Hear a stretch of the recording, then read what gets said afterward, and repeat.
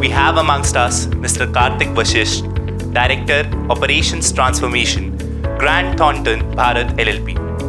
Please welcome him with a huge round of applause.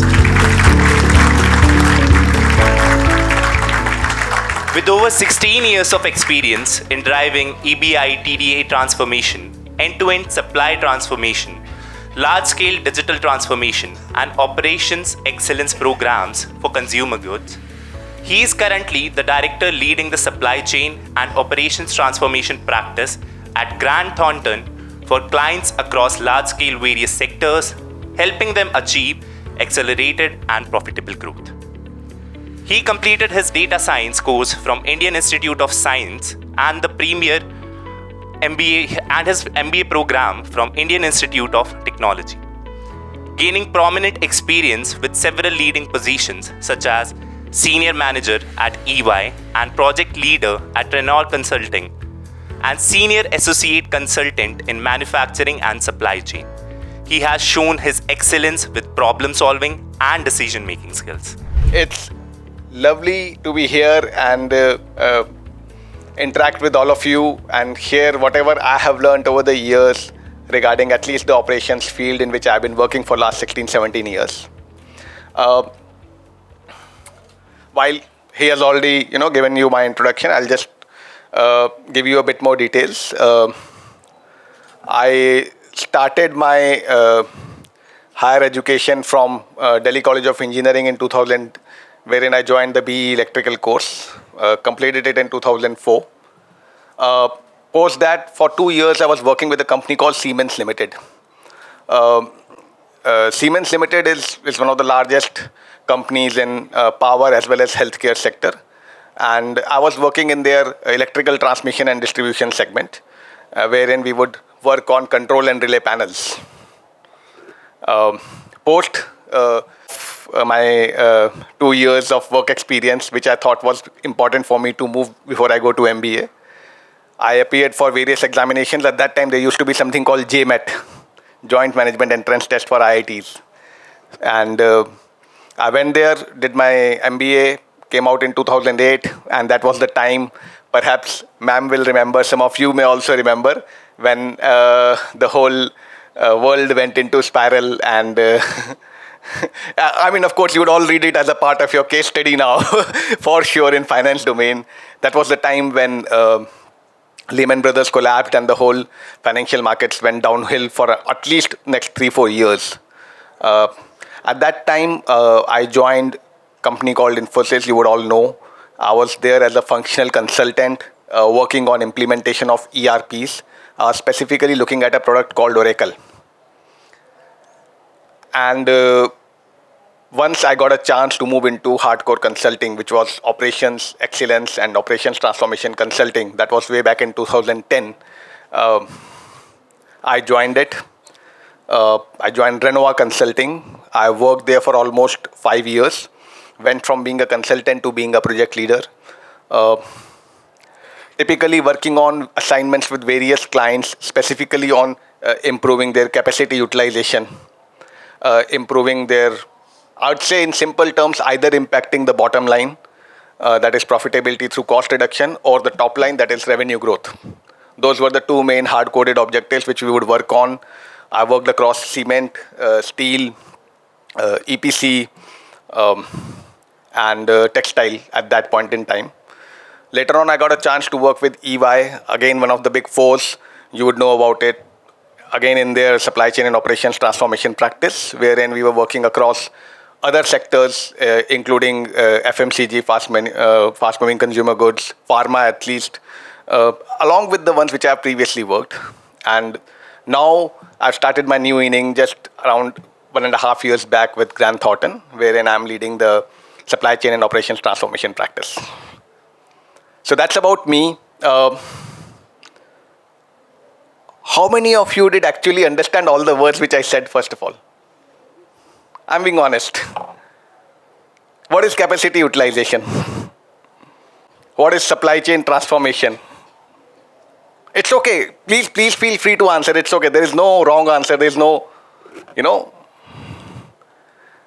Please.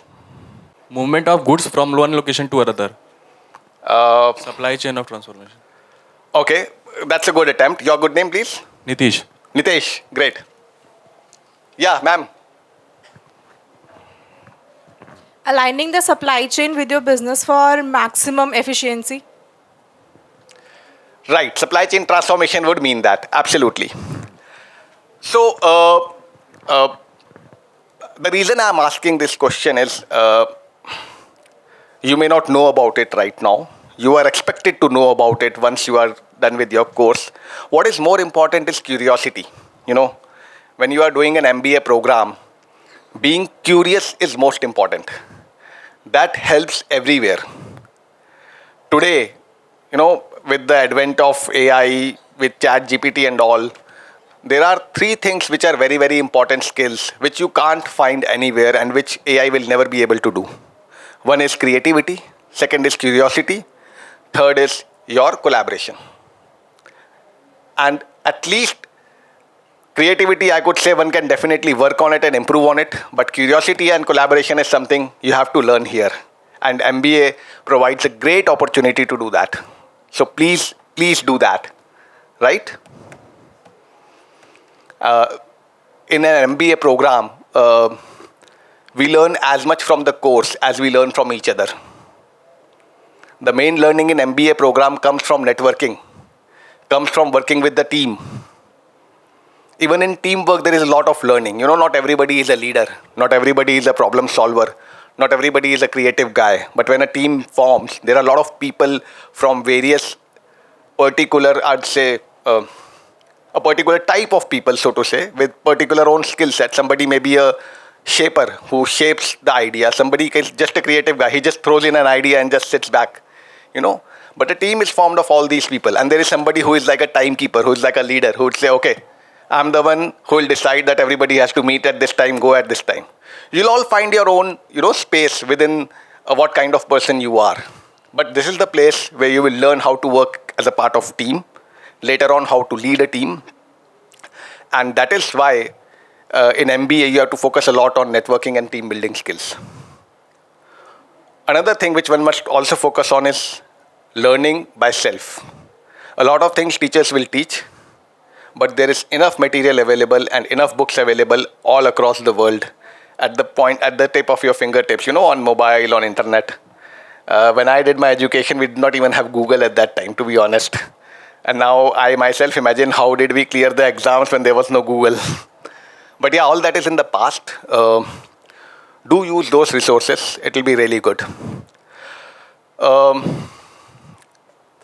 Coming to operations, we'll also talk about some of the key industry trends which are there, some of the areas which are fast growing, which are the future at least for the next 15, 20 years. And then I'll also talk about what are the various roles which one can vie for or which one can look at when they are wanting to excel in the field of operations. So once you graduate from MBA, what are the typical roles you will grow into and what is the future potential? Okay? That works? And after that, it's all on to you. You can all ask me questions, whatever you want. Great? Good. Good. So, I think just to know, how many of you have a prior work of at least 2+ years? Just raise your hands. Okay. Where was your work ex? Which I spoke in my profile were new to you. Some of the people do know that. I mean, and a lot of you will not, but will get to know. But I'll just talk a bit about operations to begin with.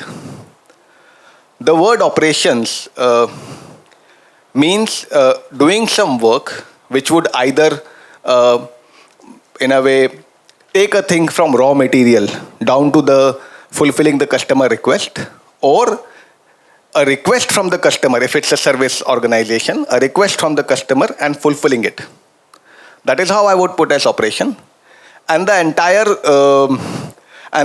gamut of operations, the whole chain is what you call as supply chain, so to say, wherein how you procure the material, how you process it, how you add more value to it, how you then dispatch it to the customer. That whole forms the part of supply chain. So operations, first of all, is everywhere in that sense, when I gave this example, it looked a lot like I'm talking about manufacturing and service sector. And I'm not sure, have you had sales orientation as well? Okay. HR orientation you have had. There is operations in HR too. And there is operations in finance and sales too. I mean, to give an example, have you ever, of course, nowadays things are all digital, but I remember at least way back, in fact, even now it happens in Excel, but, how do you plan for a trip, let's say? Anybody went for a vacation recently? Somebody went for a vacation? कोई नहीं जाता vacation पे. बहुत काम कराते हैं यार तुम लोगों से. बहुत काम कराते हैं. Sorry? हाँ, lots of assignment. उन्हीं में learning है बच्चा. But yeah, please. Yeah.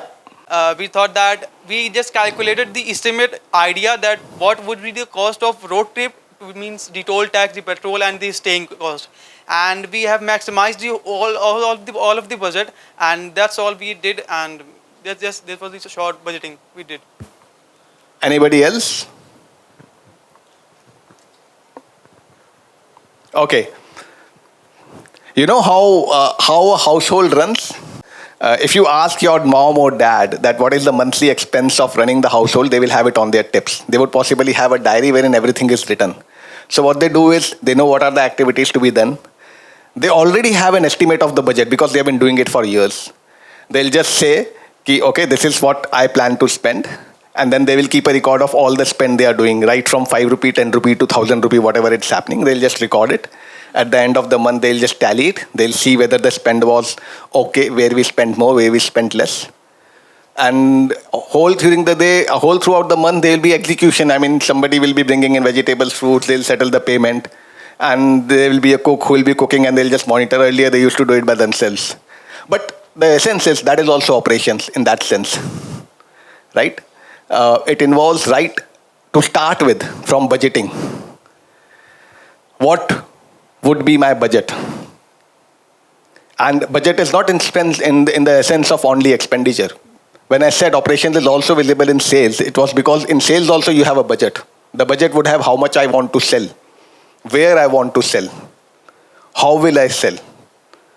Similarly, from an operations perspective, what do I spend? Where do I spend? How do I spend and when do I spend? And what will I get on that spending? And how will that give me profitability? How will that achieve the bare minimum cost at a good quality?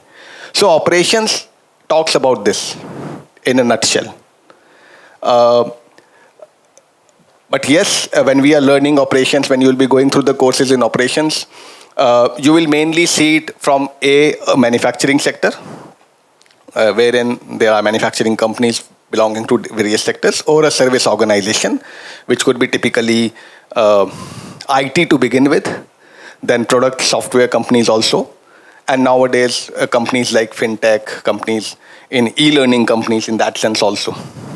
So that is what operations will cover. Of course, you will know the curriculum and how it flows, but I'll just talk about some of the key trends. Today, what are the fastest growing industries in India at least? Yeah. Sorry? FMCG. Okay, what else? Automotive. Okay. So IT. Okay.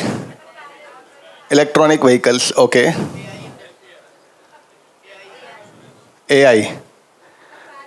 Apparel. Okay.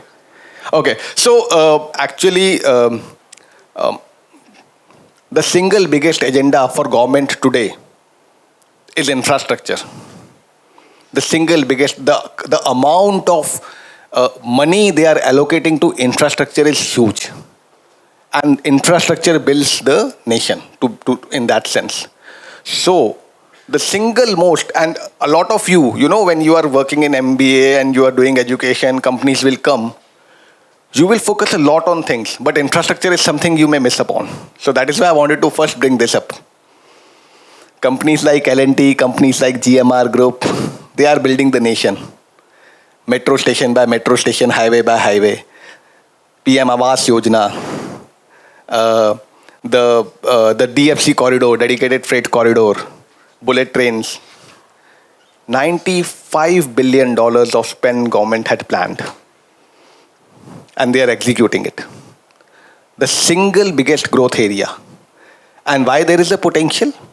If you look at basic infrastructure material like cement and steel consumption in India is hardly per year 100 kg per person. Whereas in an advanced company, in an advanced country, like China has almost 600, other countries, at least US is also at around 350. So there is a huge gap in infrastructure which is there. And for the next, a lot of years at least, 15, 20 years, infrastructure will be the key driving strength.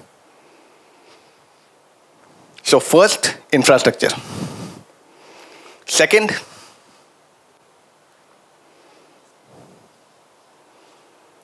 logistics. Logistics, to deliver goods or to go somewhere, you need to travel. And logistics is the second biggest growth area which is needed. The whole e-commerce, the backbone of e-commerce is logistics at the end. They are just selling a product on a website, but their key strength is the logistics network which they have, the network of warehouses, trucks which deliver the material to warehouses, how the last mile delivery happens, how the primary and secondary movement of goods happens. Second most important area. Then we have the two which are, I would say, never going to go away. Whether economy is good or whether economy is bad, two things will always work. Any idea what are those? Sorry? Bas, very good. And? What? No, education, absolutely. Absolutely. Right? If you are fit, you still want supplements. If you are unfit, you want to get drugs to get fit. Healthcare will always work, always works, always growing. And India is in a way becoming, in fact, it already is. There are companies in India which manufacture almost 10% of the drugs in the world. Just imagine. India, while you may hear large companies, they usually focus a lot on R&D, research. Research is all about, being creative, experimenting in labs. Good that you are all here, and please do ensure that you take full advantage of it.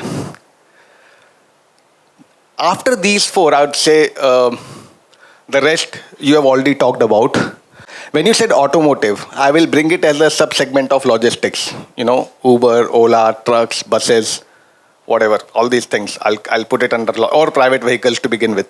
All that comes under the logistics segment per se. The next would be fintech, which is upcoming. I won't say in those order, but yeah, fintech would be one. Data science and analytics is another. And then IT, of course. These three, I would say, are the next. So these are, I would say, top 7, 8 trends which are going to grow in the future. Okay? And before I move on to the next part, wherein I'll just talk about what kind of roles you can expect after graduating from, this in the field of operations. How many hours do you have in a day? 24. What is your objective here? To study? That is the valuable hour. How many hours do you study? Sorry? Sorry? 8. Okay, 8 hours. Exclude the time you take breaks. You have to calculate it to a minute. If you are having a 1 hour session in which you took 2 breaks of 5 minutes, you have to cut those 5 minutes. So it is 50 minutes actually. But yeah, in that sense, 8 hours, let us say. If you study 8 hours in 24-hour period, your capacity utilization is 33%. Simple. And capacity utilization essentially means what is your capability to do the work versus what was the actual work you did. Simple. Okay?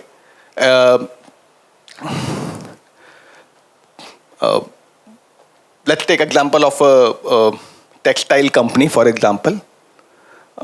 If a textile plant can make 1,000 meters in a day, 24 hours, and it only is able to make, let us say, 700 meters in a day, then its capacity utilization is 700 divided by 1,000. That's it. Okay? And capacity utilization is one of the most important focus areas for organizations because that helps them improve on their productivity, get more output within the same fixed costs, reduce the costs, and at the same time, supply the market with more material. Sometimes capacity utilization can be low because the market itself is not going well. That can happen also. And typically, when companies start reaching the capacity utilization of up to, let us say, 80, 85, 90%, in fact, I would say as soon as they start touching 80% on a regular basis, what they do is they start thinking of how to grow. And then they start thinking of, what is the next investment, what is the next plant I want to put in, because they always want to have that excess capacity in place to grow further. Great. So got the idea about capacity utilization? Okay. All okay now? Any other question? Please. Okay, yeah.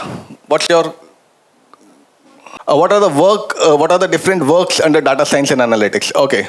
So first of all, this term has recently become very popular. And I would say what you used to call statistics earlier is now, with the advent of more computing power and somebody who knows Python, has started calling data science. Okay? Data science, the whole gamut has lot of roles. Role could be technical in nature, wherein the guy is a data engineer. He works on ensuring that data is available and coming from the source. There is a data modeling person who models the data, who sees how the data has to be viewed at, clean the data as well, because the data usually when it comes, it's not as good. You need to clean it up as well. So these are the various roles in data science and analyst. But what is more important in data science and analysis is you should know what to analyze. And the biggest role there is the guy who brings business knowledge, domain knowledge. If you get a data on capacity utilization and you don't know what is capacity utilization and how it is calculated in steel industry, the whole data is useless. If somebody has to tell you, then he can tell anybody. So the most important role when one comes into MBA is to focus on how they will get a particular domain knowledge. And most of the principles of data science, the graphs, what to do, how to visualize, or I think you would have some courses on Lean Six Sigma. The basic statistics, that is the stepping stone. You know basic statistics and you understand how it works. You're already half a data scientist. And in my understanding, and people may have varying opinion, data science is not about knowing Python. Please remember. No, data science is not about knowing Python. It is about if you get a data set, whether you use Python or you use Excel, as long as you can derive some meaningful information out of it, you are there. In fact, I don't know if you have, how to put it, read about this interesting piece. There's a company called Target, I think. It's still there. They started with this data science. It was not called data science at that time. They were statisticians who started it in 2004.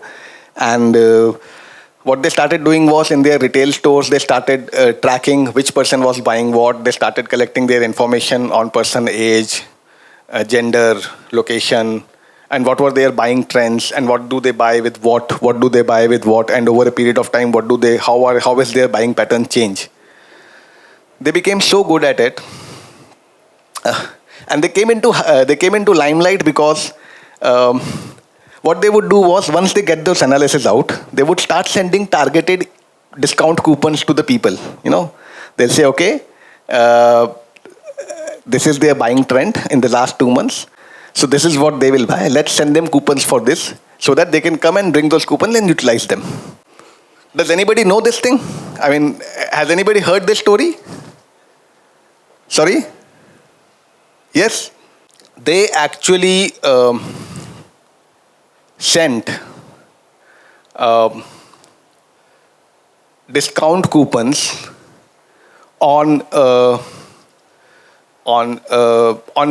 material, on diapers and all, to a 15-year-old girl. And her father saw that, and he was like enraged, and he was like, why are they sending coupons for baby diapers and food products for babies for my girl? And then he literally went and blasted Target and said, what kind of thing you are doing? And they went back and they literally cross-checked what was going wrong. Ultimately, it was found that that girl was pregnant actually, and all they did was, just through analysis of what she was buying and when she was buying, they were able to predict that. Just imagine. It caused a huge uproar, and that is when the whole, thing about data privacy and all things started actually happening. So that was a very, very, it showed the power of analysis. And it was a statistician. Data science was a very, very new subject to begin with. Now they call it data science. At that time, it was just pure play statistics. You just find trends, you just make hypotheses, and you prove or disprove them. Sir, first of all, thank you for providing us insights on the roles and trends in operations. Sir, as we already know, whichever career path we choose, we have to face uphill hurdles. So can you please tell us about various challenges that we may come across? Challenges are specific to industry, and challenges are specific to people. Okay? So when you talk about people challenges, in an organization, whenever you will step, there will be people who you may like immediately. There will be people, and you will get those signals slowly, and as and when you work, there will be people you will not like. It will be difficult to get work done with them. And people challenge is one challenge which anybody will feel. I gave an example of, I'll again come back to logistics sector. You have to talk to drivers. In a plant, you have to talk to people, the workers. They form a union, they harass, sometimes things go really bad. Recently, not as recent as now, but the general manager, HR of Maruti plant was actually beaten and he died actually. So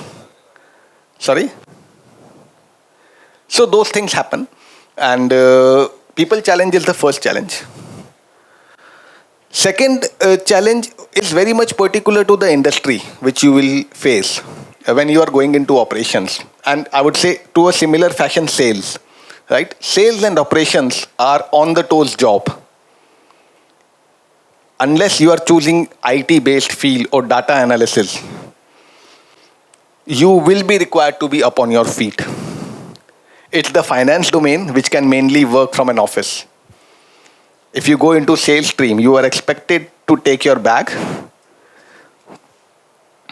go visit the market, go to various dealers, distributors, push your material to them.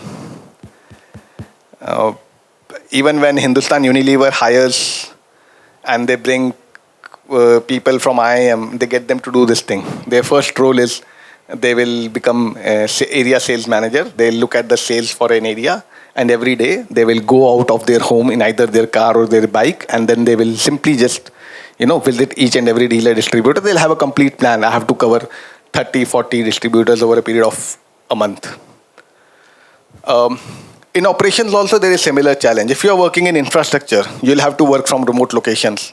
If you're not used to it, it will be tough.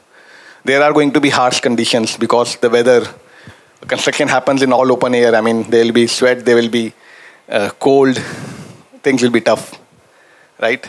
If you are working in steel or cement, again, there will be remote places.